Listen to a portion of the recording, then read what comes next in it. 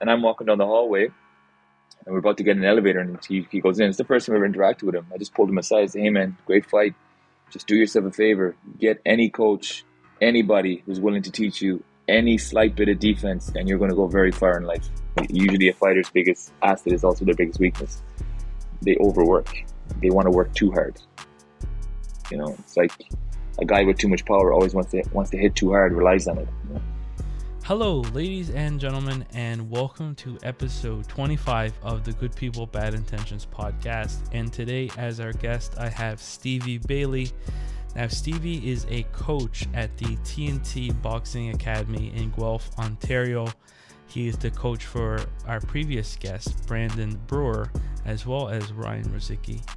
And I'm really excited to have him as a guest because, of course, I want to talk about the title eliminator fight that he had with Ryan Rozicki not too long ago. I also want to touch on kind of his history because I understand that originally he's from Ireland and he studied the Irish language. I think that would be really interesting to try to make some connections, being that Nova Scotia and more specifically Cape Breton has some ties with, with Gaelic and the Irish language and Scottish as well. So it would be a really interesting conversation.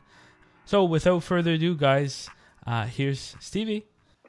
Hello, Stevie. Welcome to the podcast. I really appreciate you coming on. Thanks for having me on, man. I'm happy to be here. Hey, I don't know if you remember, I did meet you in person for the St. Valentine's Massacre. It was kind of like a quick little meeting, but I was cornering Adam Hazelton when he fought against Josh Prince. Oh, the night Ryan fought Reznicek. Exactly. Yes. I vaguely remember that. Yeah, I meet way too many people down east at once. Okay. I had a chance to also meet your wife, Sarah. She was there, kind of watching him wrap up or whatever in that, because we were in the same dressing room and whatnot. So, hey, I really appreciate you coming on here. I had Brandon on just recently. Nice. We talked about his upcoming fight, June 23rd at the Casino Montreal. And he was saying that he has plans to come up into Ontario soon to complete his camp.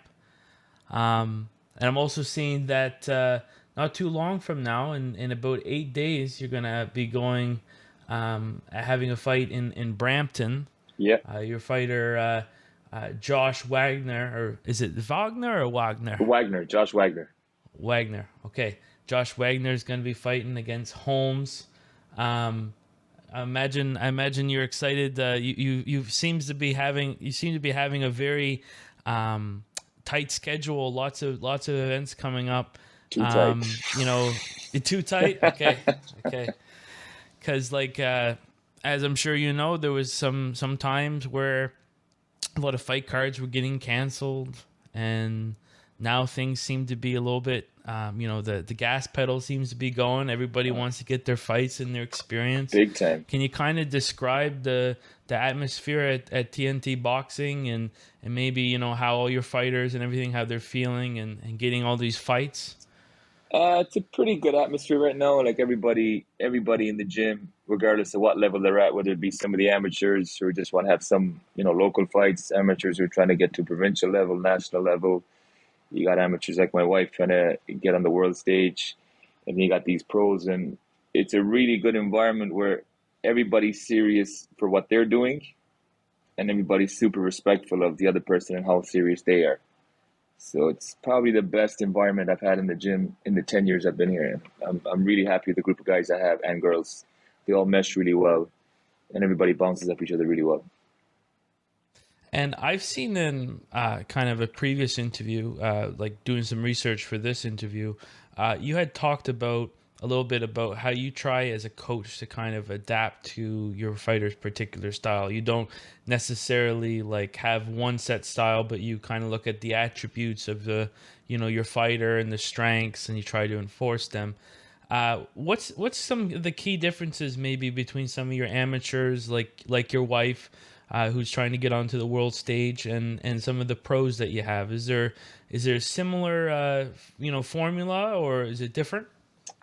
The formula, in a strange way, is kind of the same for everyone. In that I like to teach very fundamental basics and how you move your body, and then your personality shines through, and what your style is what your style is. So the best example I can give you is the last night down in Cape Breton. I had 4 fighters, and I don't think any of them fought the same way.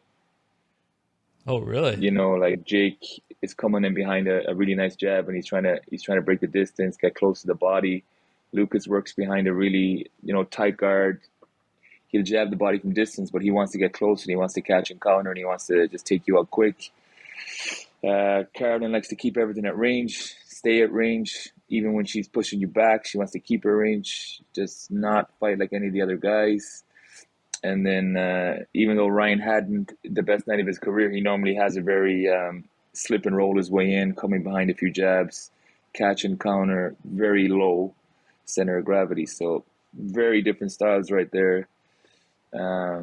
With Sarah, we try and get as much different looks into her as we can, because that's the benefit of being an amateur, right? You get to fight so many different styles, you can try out so many different things. So it will more dictate what she's doing when she turns pro, in terms of like, okay, she's going to be a come forward pressure fighter, or she's going to be, control the center, circle around, or on the back foot, right? But I really do my best not to say you have to do this. You want fighters to want to do it themselves, and you kind of encourage it as you go, right? And sometimes you got to trick them into doing it without saying you have to do this. Just teach the basics, teach the fundamentals. I'm very, very high on the base. When you get a fighter like Rozicki, who's wants to become the next Jack Dempsey, and he's really into watching the old time fighters. Did you have the same level of appreciation for some of the old time fighters when you first took on Ryan? Because I know Ireland, which is where you're from, has a huge history of boxers, modern as well as in the past. Were you, when you have all these fighters that have all these different styles and loved fighters, do you kind of have to brush up on all the different aspects of boxing? Well, all the fighters I have would tell you I'm probably the biggest boxing nerd you'd ever meet in your life.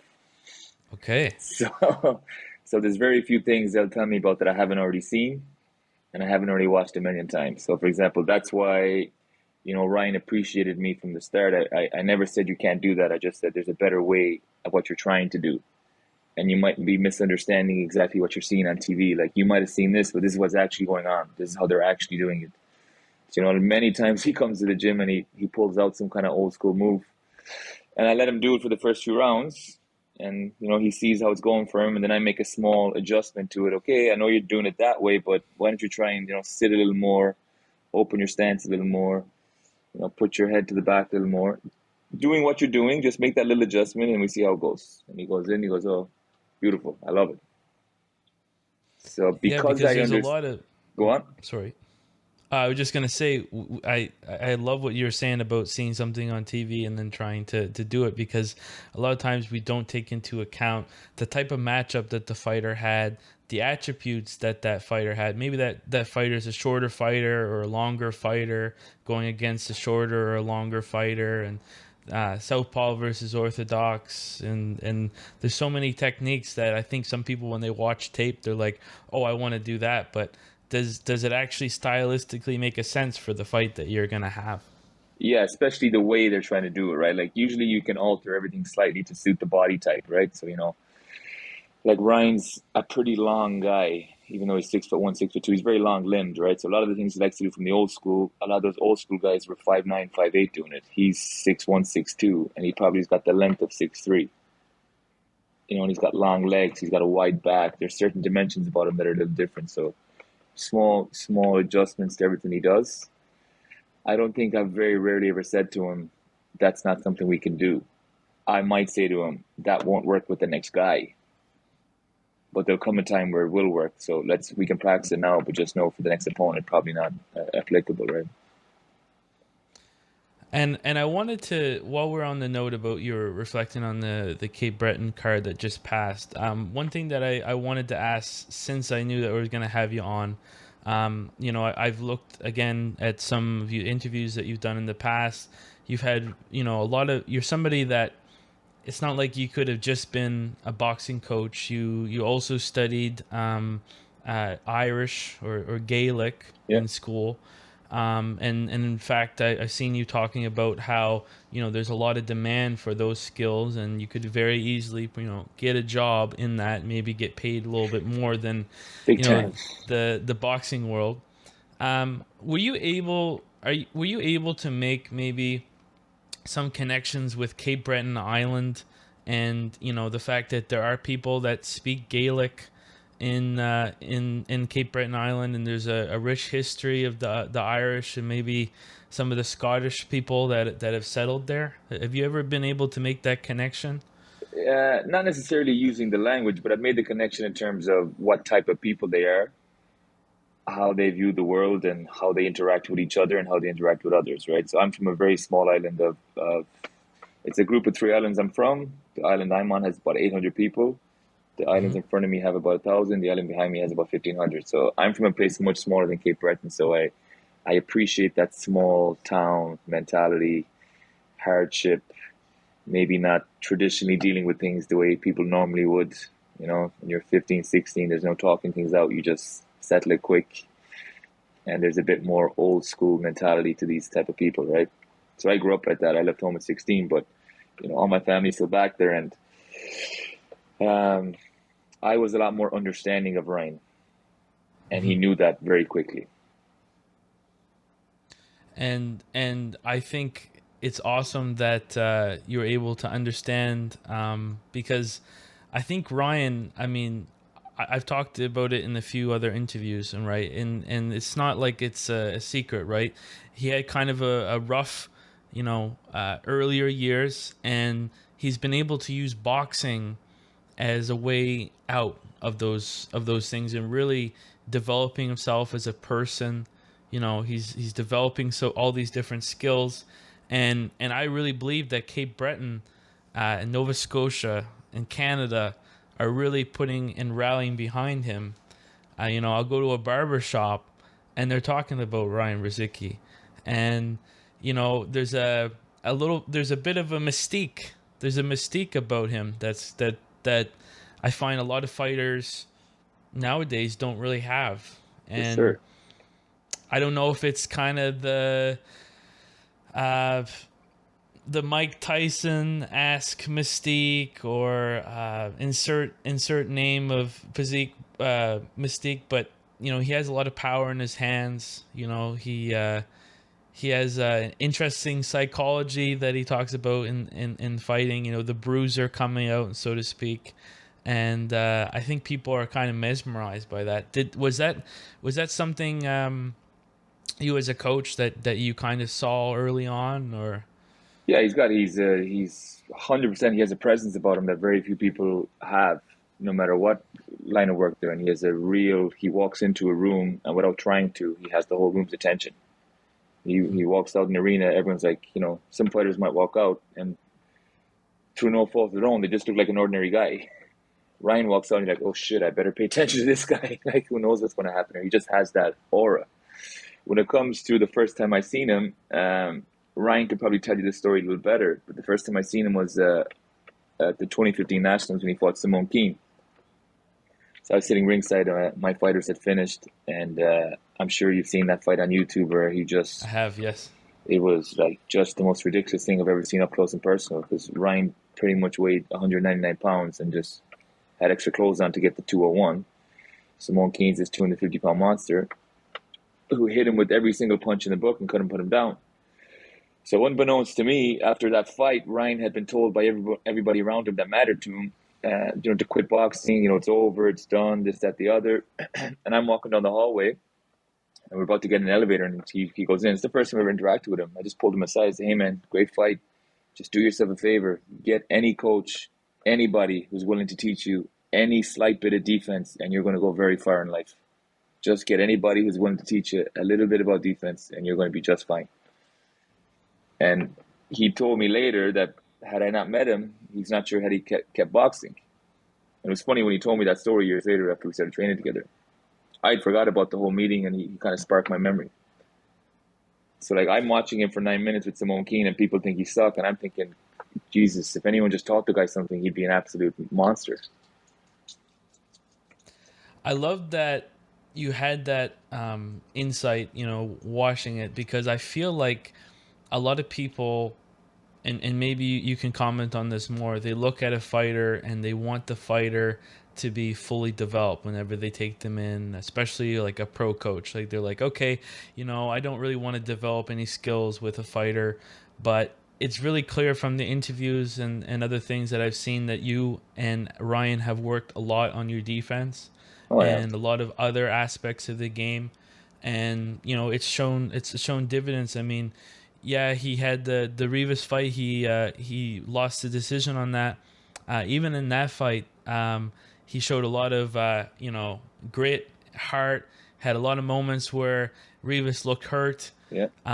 He was going again. I'm just curious, would the Rivas fight in some ways kind of parallel the Simon Keane fight, as far as him showing that even though he was the smaller guy, that didn't mean that he was the smaller man, so to speak. Yeah, I know with that fight, everyone talks about his grit, and rightfully so, because he showed some serious balls in that fight, and it deserves to be recognized. But the one thing he really showed in that fight was skill, and he wouldn't have got through that 12 rounds without the level of skill he had to back up the balls and the heart we knew he had 10 years ago.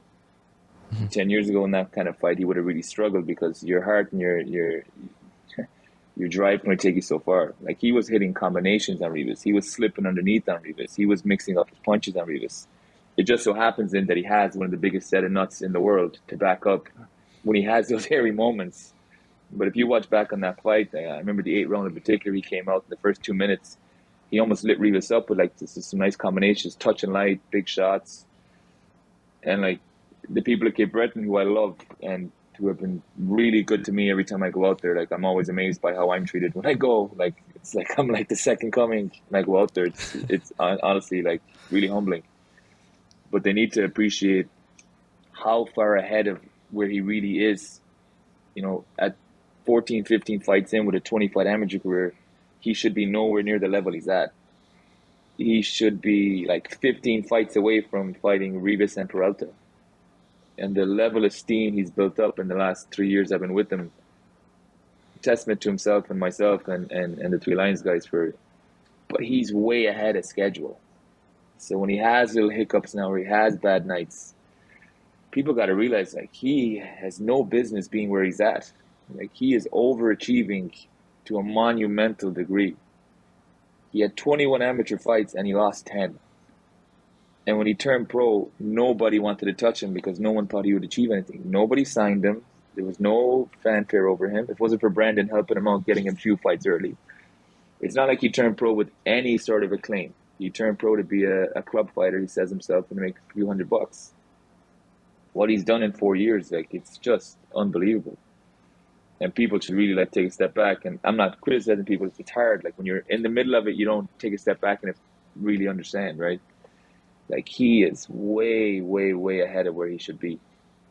Like, realistically, you could have 5 more fights where you just stay at a certain point, and he'd need that time to get the experience he needs. Like, he's only had maybe 40 rounds, 50 rounds in the ring, which as well is ridiculous to be fighting world title fights, world title eliminators with less than, I'll do the math one day, but I think the kid might have less than 60 rounds amateur and pro in the ring. Amateur and pro. Like, when you really think of that in perspective, it's nuts. Yeah, and you commented a little bit earlier on about the last fight he had, and I know that there has been some controversy, but I really want to on my behalf, really say that you guys did a good job, as far as you, as well as Ryan, in responding to the whole situation, and the fact that very accepting to the rematch, of course, in the terms and stuff. Can you just talk, because I saw you made a social media post about it. Are you able to just talk about kind of both of your guys' reflection of the last fight, and what you think going into this rematch, what you'll change? Or There's a few things on the day of the fight, I have a really good relationship with Ryan where sometimes things don't need to be said anymore. We can just have a look at each other and we both know what's what, right? So the first few punches he threw in the back just physically weren't right. He gave me a look. He walked out of the dressing room where everybody was, and I walked back behind him, and we had a look at each other in private. And it just wasn't, what it needed to be. And earlier that day, I don't think he was feeling right. And since then, there's been some health issues after the fight that I'll leave it to him to talk about when the Of time is course. there. But I think when all comes out and everybody realizes what he suffered with just after the fight, it's probably again a testament to the crazy, crazy bastard that he had to fight at all. As far as the fight goes, even with the health issues and the medical things that came up afterwards, at 36 fights in, amateur and pro, 36 fights total, it's so difficult to expect a kid to always maintain that level of discipline and to control his emotion when there's 3,500 or 4,500 people. He's in the World Title Eliminator. He knows if he wins this, he's going to more than likely change his family's life for the foreseeable future. For the next 4 or 5 fights, he's guaranteed to make life altering, maybe not life changing, but life altering money.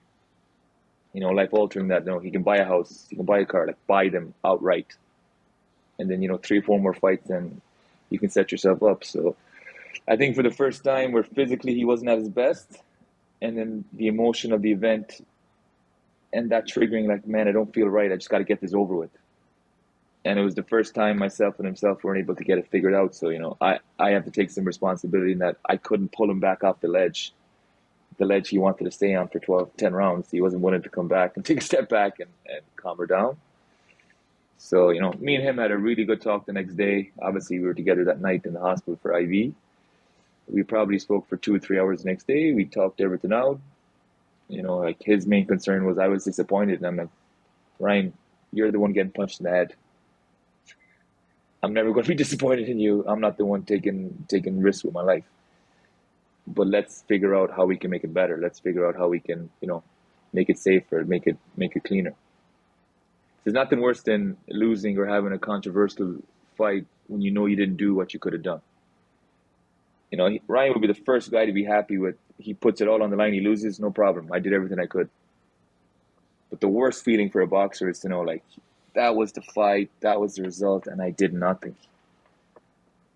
So not only is there controversy, but no one actually realizes that, at my best, that's a whole different 10 rounds.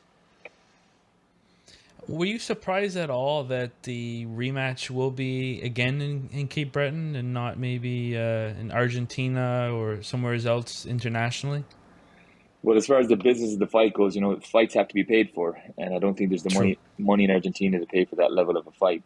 And that's where, guys like Dan and the Three Lions, the team there, they took a big chance and another ballsy move to bring a fight like that to Canada. It's been a long time since anyone other than Camille or Yvonne, and they usually have TV backing to do it, whereas the boys didn't have TV backing. That was a massive move, and they're willing to do it again, obviously, as long as Peralta doesn't come in with ridiculous demands that just make no sense, right?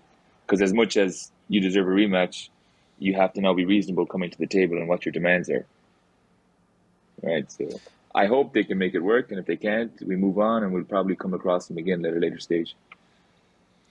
And I know this is the Eliminator. Like, I don't know if Ryan or you are somebody that tries to look past, what the end goal is, but was there is there a certain title fight that would make sense for Ryan had this not have happened the way it had? I think the logical fight next had everything done according to plan. Now, at the end of the day, he still has his win, and a few fights from now, no one's going to think back to all this. But I think the logical pathway after this was going to be to try and make a fight with Chris Billam-Smith. Chris Billam-Smith had just fought. It wasn't officially eliminated, but it was, because him and McCarthy were both in the top 15. He had just won. If Ryan had won his without any nonsense or any controversy, those two guys, it would have made a lot of sense to match them up. And that's a fight that would be a hell of a lot more comfortable for Ryan. Yeah, and because my understanding from this fight that we were just talking about, with the guy from Argentina, he was a decorated amateur. Phenomenal. Yeah, so talking about the whole experience gap, like there was an experience gap, but then Ryan was still able to be there. And again, under the circumstances that you were mentioning, that he will disclose on his own time when he's ready. Um, so, do you think? Actually, no. You actually just answered that earlier. So you think in a rematch, removing some of those circumstances that were there, that it'd be a completely different 10 rounds. Yeah, like Peralta was everything we discussed in camp. He made all the movements we said he would make. The way he grabbed, we had discussed. We had, discussed all the tactics necessary to get the better of him. No, it was always going to be an extremely difficult fight as you're breaking him down. So even if Ryan has the best night of his life, it's still going to be a tough fight for 5 or 6 rounds because the guy was a world class amateur and he can keep that up for 5, 6 rounds. But had Ryan been tacking away at the body the way he should have been early, you don't have those legs in round 7, 8, 9, and 10. If Ryan had been more in control of the shots he knew he should have been taking first, the last place you finish is the head. You don't start at the head with a guy like that. And Peralta had his best night. Ryan had his worst night. And with that, some of the rounds were still pretty close. And there was one period again in the 8th round or the 7th or the 8th where Ryan finally started jabbing and he's snapping the guy's head back and he did nothing for the whole round. And Ryan won a round by just throwing out 5 or 6 jabs because the fear of God was in Peralta when he felt that little bit of power. So Peralta at his best, Ryan at his worst. Relatively competitive-ish, kind of close in certain breaths because Peralta is a very negative fighter, so it's always going to be a close fight for him. I'm confident that Ryan at half his ability,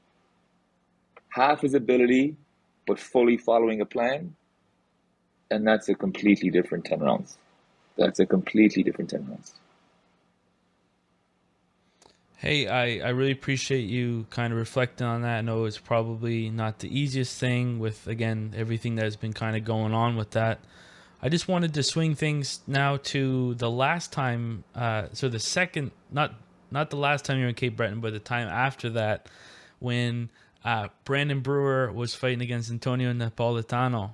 Right. And you were, I don't know if this is the first time, but you actually had one of your fighters coaching your opponent. And I talked with Brandon, about Lucas Body, and he said that actually this whole experience kind of brought them more together. Like it wasn't, a negative experience or something like that. But what was it? Was it?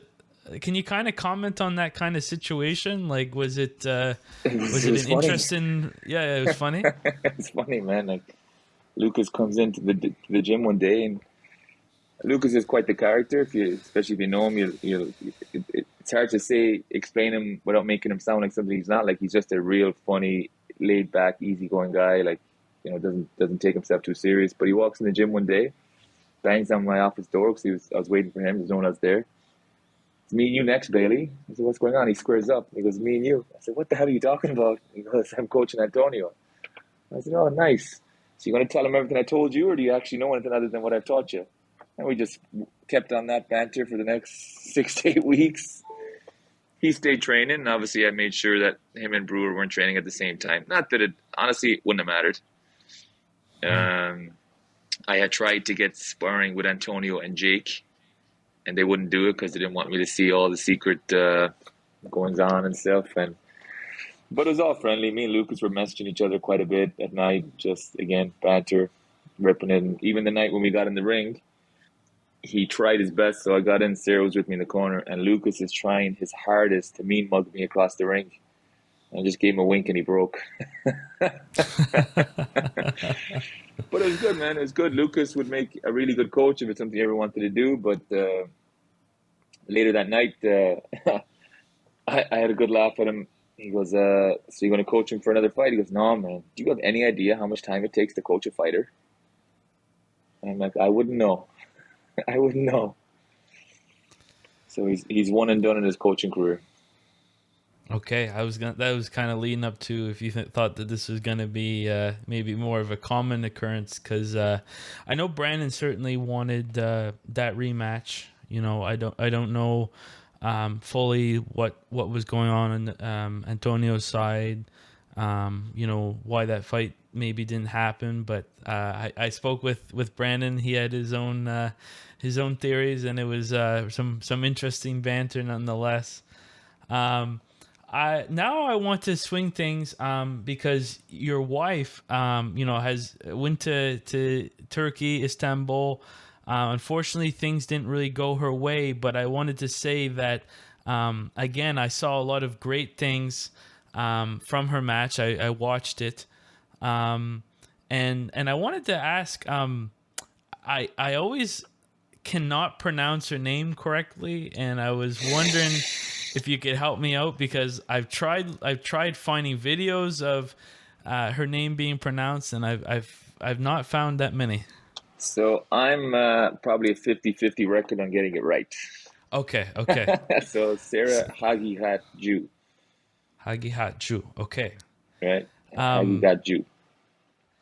I find it really interesting when there's a relationship with a fighter and a coach being married, and I want to ask, when fights don't go necessarily her way, I'm imagining it has a bigger impact on you than maybe some of your other fighters. Um, it depends on the bond I have with the fighters. So the one thing I think I'd probably have more so than most is if I'm training you, it's because I have a good relationship with you. Hmm. And the one thing that drives Sarah nuts about my coaching relationship with her is I completely forget that she's my wife. Okay. So maybe in the moment of watching the fight, I would say no. I'm sure when the dust has settled within the following few days, that's when it would affect me more with Sarah. But in the moment, no. Like it's the thing she hates and loves the most about me as her coach is that I don't look at her as the wife. Okay. She's very, very clear on that. She wishes sometimes I remembered I was her husband. So, yeah, maybe that comments some more. I mean, you're talking earlier about being a boxing nerd, so to speak, or maybe a purist. Maybe you just have a way of separating your emotions from the actual art of boxing or the science of boxing. Is that more so what you would say? I would think so. I would think if I was to say what my biggest strength is, that I'm very good at separating emotion. Especially as the years have gone by, like I might have been more animated when I was younger in the sense of getting worked up in a corner, but that's more just I want my fighter to pick it up, but not necessarily like I'm getting mad at someone. I've never been one to mix like how I feel about, you know, I'm not upset with you or I'm not angry at you or I'm very good at keeping it separate. Boxing is boxing, life is life. I seen in you talking about kind of your move to Canada and seeing the opportunity there. Um, and I kind of thought to myself, like, relating yourself to maybe like an entrepreneur or like a Steve Jobs character, because I think a lot of people, again, talking about making a compliment to all the different aspects that you have going on. A lot of people wouldn't maybe want to leave Ireland and come to another country and try to develop the scene as far as boxing. Can you kind of talk a little bit about that history, about when you made the move down here? And because I know you've covered it in a few other times, but just for the listeners who haven't really heard your story. And also, can you add on to how has your experience been in Canada for such a long period of time? So what it was when I was 19 and I had finished, I was either finished my undergrad or I was in between year two and three. My sister was living with a lady and her brother was over here running a soccer school in Toronto. So that summer I was looking for something to do. I was looking for a little extra work and she goes, why don't you go to Canada for a few weeks? Just get a break. You can work, make some money, see something. So I went over and I liked the feel of the place. I checked out a few different gyms, just having a look around. I was looking online what was happening, and I thought that there wasn't too much serious stuff happening here the way I thought it should be run. I went back home. I finished my undergrad, did a postgrad, and I'd done the master's. And I realized that I had absolutely no interest in anything I had just accomplished. I didn't want to. I didn't want to stick with it. So I remember it was like December, and I was talking to my older brother, and like, man, if I take the job now here, I'll probably be stuck because it's good pay, benefits, pension, government job. And he goes, either you take it now or you leave. Because if you go and you do a year or 2 or 3 years, you won't leave. You get comfortable with the money, and it'll be too late. So I went online. I booked a visa at that moment, December 21st, 2011. I booked the visa. May 21st, 2012, I flew over. I finished my contract and I left. And it wasn't anything like any epiphany or nothing crazy. Just I didn't want to be stuck in that kind of environment. Well-paying, good job, good people, but I just knew I didn't like it. And your happiness is worth a lot more than a miserable existence of work.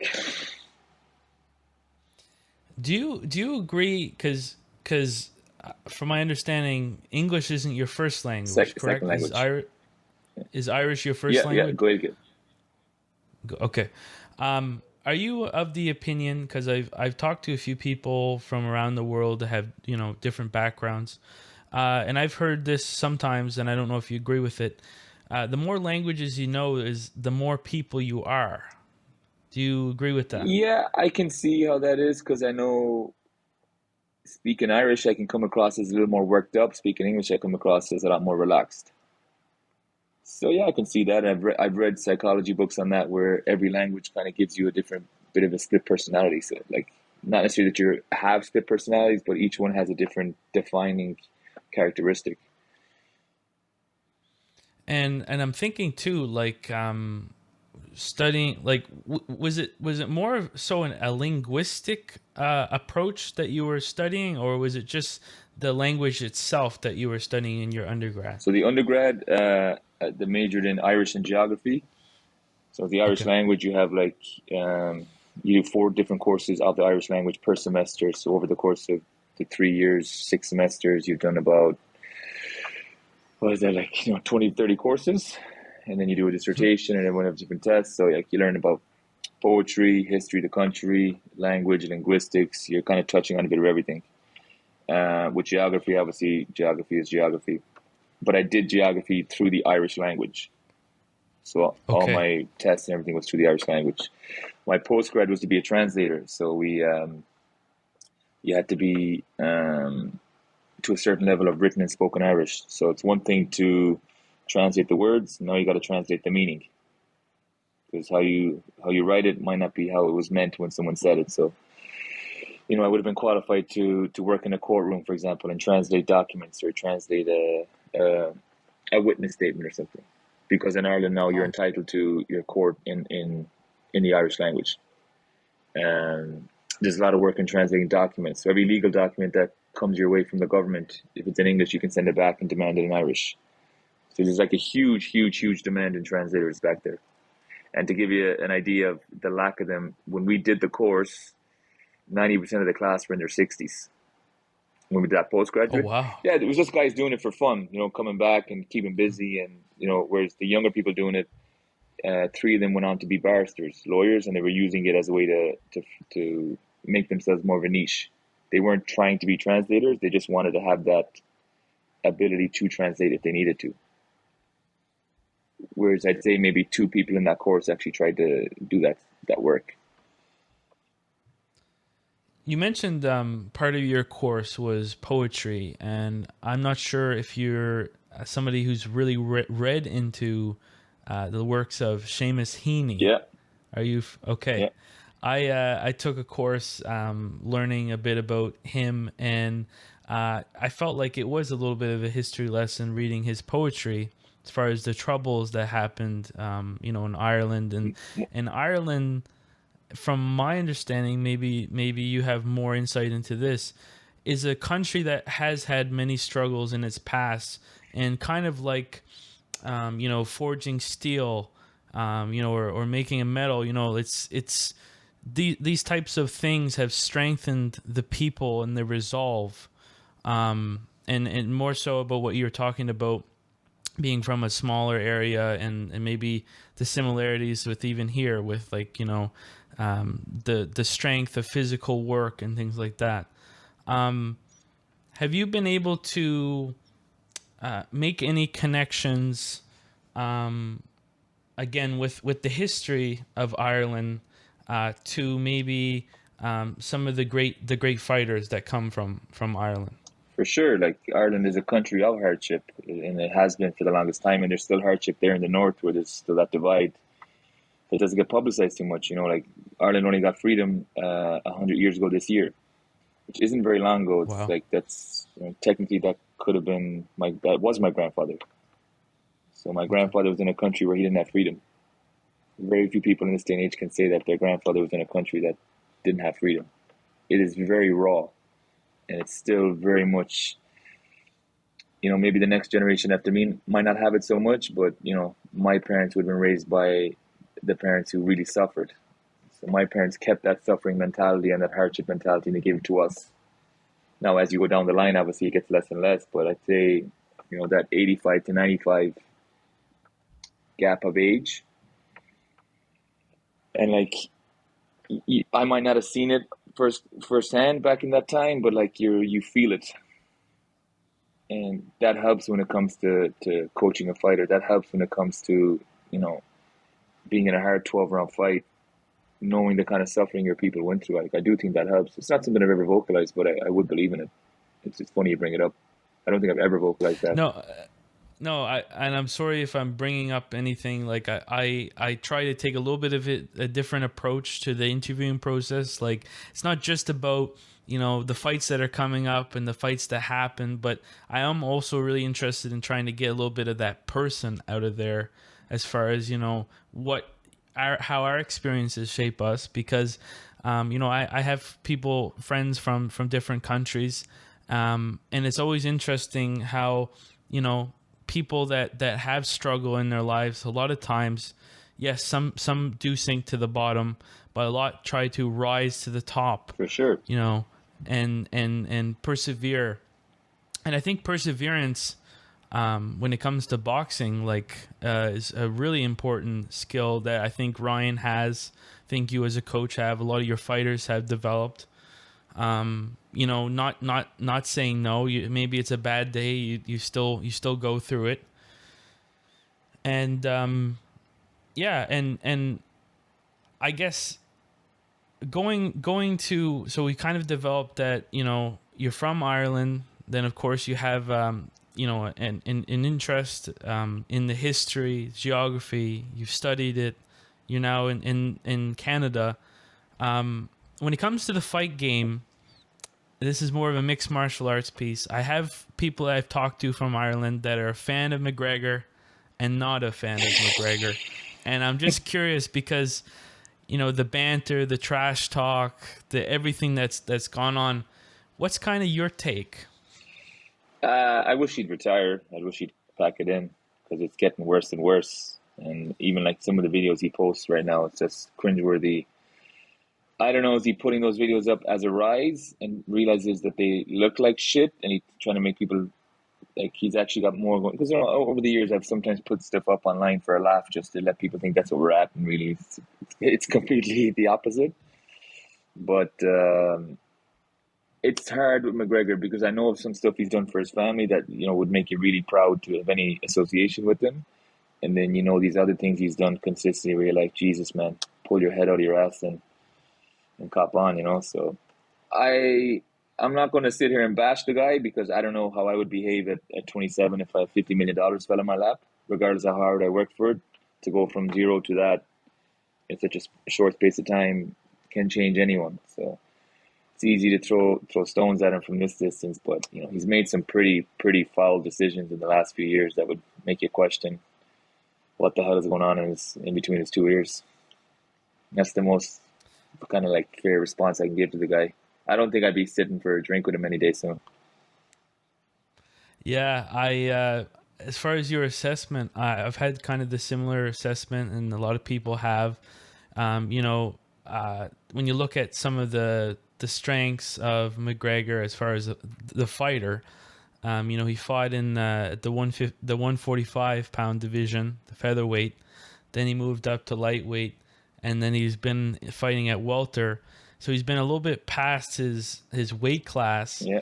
And then some of the attributes, such as like the distance management, the counter punching, he's kind of removed, and he's kind of developed a different style. And then he, of course, a lot of people like to say his gas tank is maybe not the best.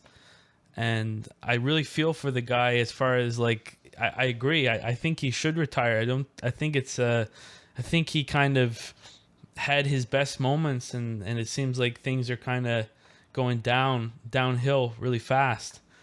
But I bring him up because I do believe he has revolutionized not just mixed martial arts, but also boxing, and maybe the kind of casual or general fans' opinions about how fights should be conducted for entertainment purposes. For sure. One thing then, and no MMA fan can deny, is he completely revolutionized the pay structure for fighters. Like the pay is still terrible for a lot of those fighters, but it used to be worse, which is a scary thought. And he changed that with all his bitching and moaning and his complaining, but he changed it for everyone. And people don't give him enough credit for that. Like, people are making money now, like real money in that sport for the first time ever, and it all traces back to Conor McGregor. And if you judge his career up into Jose Aldo and Eddie Alvarez, even the rematch with Diaz, how he came back after such a terrible performance in the first one, if you judge his career to that point, I think he's got a pretty much first ballot Hall of Fame career. Because as a featherweight, he did really beat everyone. He had a who's who of names on his list at 145. But when you move up in weight and you were used to being the bigger guy at a smaller weight, your attention to detail has to improve massively. And this is where a guy like Floyd Mayweather never gets the credit he deserves. Floyd Mayweather was a 130-pound fighter who really could have fought at 126 when he started. And 130, 135, and he walked around at 140 pounds. So when he fought at 140, he's fighting guys who are 160. When he fought at 147, he's fighting guys who are 165. When he fought at 154, he's fighting guys who are 175. And he's walking around 145 eating chicken all the time. Breaded chicken, pop. He's just eating what he can to keep his weight up. But his attention to detail improved. And that's coming from a guy who was already like ridiculous in his approach to boxing before that. But he knew as he got bigger in the weights and he's now going to be so much smaller, his skill set has to be absolutely on point. Whereas McGregor just lost his way and started kind of believing his own shit. Like, his skill set should be improving now because he's not the bigger guy, because he doesn't have power. He can hit hard, but he doesn't have power for that weight class. He needs to jab more. He needs to be doing his conditioning more. Like, he needs to remove a lot of the yes men around him. Like, if I was his coach, I would have got rid of him a long time ago. I wrote an article like in 2016, 2017. Call me following the hype. When he had an interesting view about Ireland and how he wanted to keep all of the people that he started off with, and how people oftentimes they switch camps, switch locations and things like that. And it was funny, I was writing that article and then I realized towards the end of me writing it, I was like, wait, but he's now making more and more changes and going against kind of that early mentality that he had, because yes, he's reconnecting himself with the Crumlin boxing gym that he originally trained with, but a lot of the members of his like McGregor Fast and all these other programs and his partners are certainly not people from Ireland or people that he had always trained with. So I think they're not combat what do you think? What do you think when somebody says, "Well, I want to just be with my people as far as training"? Isn't that counter to maybe how to develop as a fighter and to have all the different looks and all the different people to bring you to that international world class level? It completely depends. So the coaches he has, I'm sure, got him to that point and could probably keep him at that point. But it gets to a stage there where, like, I'll give you an example. Let's say, Ryan gets to a world title fight and we brought him there and he's doing this. He's great. He's great. He's great. And I'm still bringing all these other fighters to world title fights and they're multiple world champions. But if Ryan's not listening to me, I could be consistently ranked the Don Juan of coaching across the world, where everyone agrees that there's no doubt about it. Stevie's number one. But if the fighter is not paying attention, it won't work. So I wouldn't stress so much about whether his coaching are good enough. I'd stress more about, is he actually willing to listen to them? Because based off everything I see, I would say no. Because I can't imagine that John Kavanagh is happy how he lives his life. Yeah, I've actually kind of witnessed a little bit of maybe a departure of John Kavanagh as far as like whenever things happen. Because I remember like early on, it was like they were inseparable a little bit. But I feel like everything I've witnessed, they've kind of been more apart. Big time. But maybe, yeah. And maybe that's just how social media is, and people like to post their highlight moments. They're in all these different parts of the world, and sipping drinks at the beach. But he needs an environment where he's told what to do. He shouldn't be in an environment where he's telling anyone what to do. So when guys who come to me in camp, they come to me when they're out of camp. I give, this is what I suggest, but you're out of camp. I'm not going to stress you, so my voice doesn't become redundant. But you're in camp. This is what we're doing. If you don't like it, this is in the camp for you.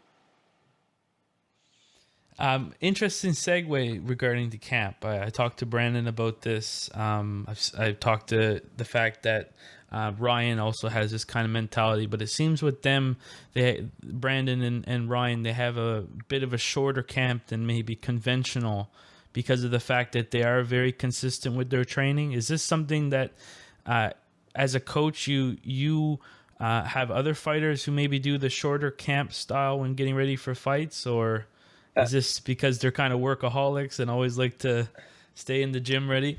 I know what Ryan, where it started off, like the first time we trained together, I think we did 4 weeks for a fight. He took a week off, he was straight back. Then we had 6 weeks for a fight. He took a month off, he was back. So the first few fights we had together, it was like maybe out of a year, he was 10 months with me.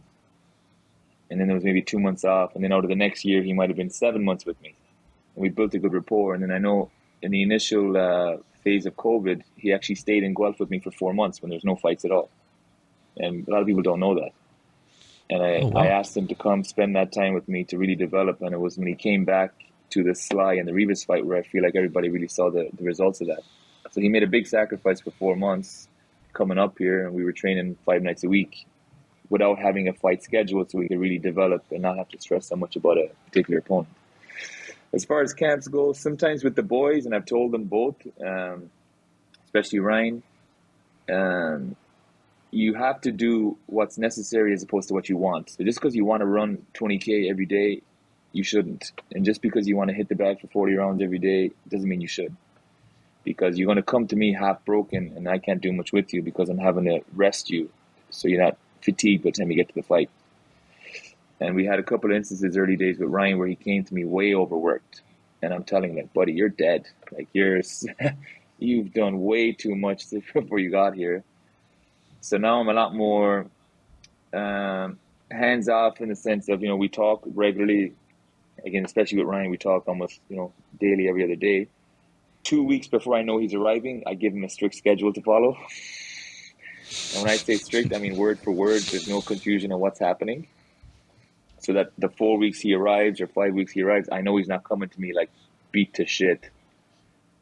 Because, the biggest compliment I can give them, it's their biggest strength, but also might be their biggest weakness, which is usually the case. Usually a fighter's biggest asset is also their biggest weakness. They overwork. They want to work too hard. It's like a guy with too much power always wants to hit too hard, relies on it. Very few people understand that your biggest strength is usually also your biggest weakness. And the boys definitely fall into that category with their work rate. They're just nuts, like just bananas, like what they're trying to do sometimes. They're telling me, they call me and it's like 2 a.m. and they're in the gym hitting the bag because they talked about a fight and they got hyped and they go to the gym at that time. Like such a good complaint to have, but like they're crazy. Hey, Stevie, I I know that we're right for time. So I just wanted to kind of recap and say, so your next fight as a coach, 28th of May Yeah, at the Brampton CAA Centre. the Brampton. Yeah, And awesome. then after that, we have, it's not been announced yet, but July 2nd, Lucas Body. Oh, And then after that, we have August 27th in Hamilton. okay. Yeah. So you've been maintaining a very busy schedule. Do you like? By the way, do you like busy? Yeah, I like busy. I like busy. Okay. Luckily, my union's on strike now, so I do concrete forming during the day. So the last few weeks they've been on Okay. strike, thank God. We have another few weeks of a strike, another few weeks of a strike left. So I'm just working a regular 40-hour week now at the gym. So normally I do Okay. 40 to 60 hours at work, and I do another 40 hours in the gym pretty comfortably. Wow. But as long as I'm having fun coaching fighters, I'll keep doing it until, you know. But I warn everyone, if I ever get to the point where like I'm done, it won't be like a big overdrawn thing. It'll just be like I'm done, because I never want to be that guy who's like bitter and resents what he's doing. Because right now, it it doesn't feel like work. Okay. I mean, it's always a. I'm always hyped to get going for a fight. I'm always hyped to study an opponent. I'm always hyped to try and get the best out of a fighter. You know, it's like a big jigsaw puzzle you're constantly trying to piece together. I kind of, this is a funny thing to end off of. When I first saw you at that the Valentine's Day massacre, I went to my I went into the ring and I fell. I was wearing some Timberlands on. Oh, nice. And cut my hand up. My fighter never even got cut or anything like that, but there was blood on my hands when I was giving him water. And he's like, how am I doing first round? I was like, yeah, you're doing fine. It's my blood that's all over the water bottle, whatever. And then I come and I see the pro Stevie Bailey, letting Ryan into the corner and stuff like that, and I'm like, buddy's got like running shoes on. Like I should have dressed for the occasion, because I was thinking, my first time getting some Timberlands, I want to look classy, and I tripped right in there, and I thought nobody saw it. And then my coach Bridget Stevens is like, yeah, no, we all saw it. Like that was kind of funny. So anybody listening, that was my first time in a corner. Anybody listening, don't wear your fancy shoes that you've never worn ever into the ring. Wear something you're comfortable with, that you can get in and out without falling. And yeah. At least you got a good memory. Yeah, no, I mean, I felt really embarrassed or whatever, but hey, those kind of memories are what we'll carry, I guess, for the rest of our lives. Oh, for So, sure, yeah. I hope if I ever get into the pro ranks as a fighter, I hope something like that doesn't happen, but it seems to always happen. You'd be good. And hopefully I'll see you down there for the next show. Yes. Hey, really appreciate you being generous at the time. Hopefully that strike can last a little bit longer. I would love it to. I would love it to. Yeah. Yeah. And, I really appreciate it. Thanks for coming on. No problem, buddy. Appreciate it. And I hope you enjoyed this episode of the podcast. I had a wonderful time talking to Stevie. Hope you enjoyed that little funny story at the end. I hope it gave you a little bit of a laugh. So as always, guys, if you're listening to this podcast on whatever platform you're listening to, what I strongly recommend is that you give a fair and honest review about what you thought about the podcast. Maybe you subscribe to it so that way when the new episode comes out, you don't miss it. Of course, if you're listening or if you're watching the video on YouTube, make sure to like, comment, and share the video. And as always, whatever time you're listening to this, I hope you have a good rest of your day. Stay safe and catch you next time.